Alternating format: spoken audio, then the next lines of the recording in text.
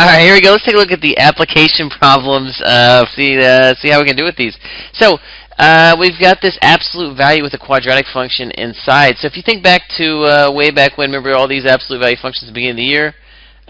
You have something like this, the absolute value equals 7. What did you do?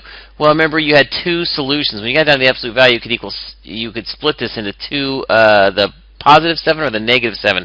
So we're going to do the same thing here. It's, bring down your quadratic. When does this quadratic give you a positive answer? So when does it equal 8? And then you come over and say, but when does it give you that negative answer too? Because the absolute value of a negative is positive. So if you look at this, think about how many solutions are going to be. You've got a quadratic which can have two solutions. So this may have two solutions. This guy over here may have two solutions. So we could have up to 4 solutions for this bad boy. So go ahead and solve those, see what you get. Excellent. Moving on. The next one, I like this one here. So we can graph anything in the world. I know you've got your nice TI-83 or 84. It's fantastic. But it doesn't matter. We don't need that. If we're just plotting points, so like if x is negative 8, I want you to fill in this table, plot some points to see what this graph is. Don't cheat. Don't rush ahead and look at it. Maybe when you're done, if you want to go back and double check it, I'm cool with that. But just plug these points in. So you're looking for y when x is negative 8. So plug in, that is half of negative 8 squared. So plug it in. Wherever there's an x, plug in negative 8, and then solve this thing right here. So don't be afraid. You're going to get some decimals. That's fine. And even this first one, I think, let's do the first one together. You square negative 8, you get 64. Cut in half, you get 32. I thought something weird happened in this first one. Maybe not. Maybe this one works out okay. Plus 24. Oh, I guess you're okay. So we've got something like this. So we're looking for the square root of, what is that, 5660? So if you plug that in over here, you're going to get, what, 7 point something. So the best you can, put some decimals in here, approximate them, and then plot them over here. Awesome. Very good.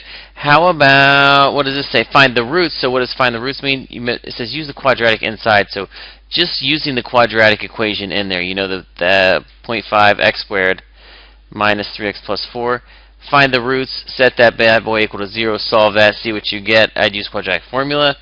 Excellent. Coming down here, find the x symmetry. Remember that is negative b over 2a. Should relate to your picture somehow. And then again, of that same quadratic here. This is the quadratic in question. So do that. And then domain and range. Remember, domain is x, range is y. So see if you can use your picture to tell you, x is bigger than this or less than this. Remember, the nice setup was start off with something like this. X has got to be bigger than what number, less than what number. Maybe it equals that number. I don't know. And same thing with y. Something like that. Can you find the domain and range of those things? Awesome.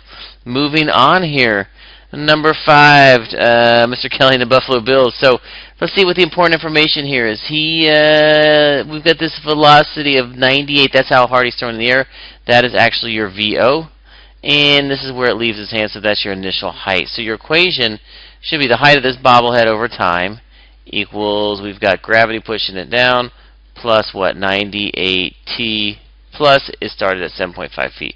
So that's the equation we're going to use. Just plug and chug your way through this. What, plug in 3, this means what? 3 what? 3 apples, oranges, miles. Label it 3 something. Label that thing right there.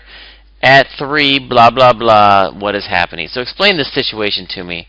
What's going on here? This is the opposite. This is saying, and find it. We can find H3. Just plug 3 in for all these. Wherever there's a T, plug in 3. Sorry. So you actually do have to find it. You can use your calculator on this one. It speeds it up. Very nice. This is the opposite. This says, what time does this happen? So at what time do you have 112 of something? So kind of put this in context for me. What does that mean? And again, find it. Now you're actually saying, aha, when does this equal 112? So you're going to try to solve something like this.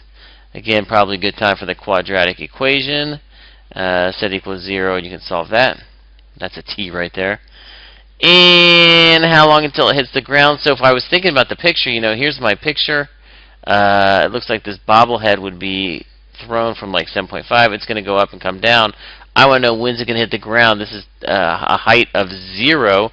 So if the height is 0, I'm looking to plug it in over here. So set this thing up equal to 0 and solve that and see when does it smash into the ground. Awesome. If you know who Scott Norwood is and Old School Bills, this is hilarity. If not, you probably didn't don't even worry about it. Number 6, construction. So this time I tried to give you a graph. Instead of the equation, I gave you the graph.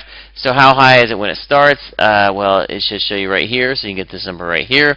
What is the initial velocity? So, if we have this equation, we're looking for the initial velocity. So I know it's going to be this.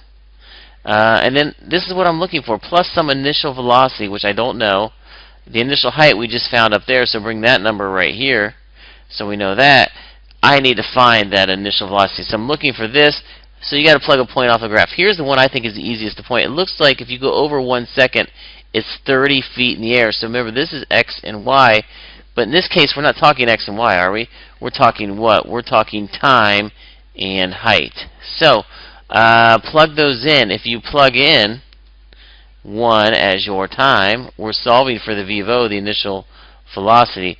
Plus, remember, this was some number that you pulled from your graph, this constant. Set it equal to, this was the height. So we say it's 30. Now we can solve that for v. So good luck solving for v there. When will the hammer hit the ground? Same thing. Set your function equal to 0. Set equals 0, solve it, and you're good to go.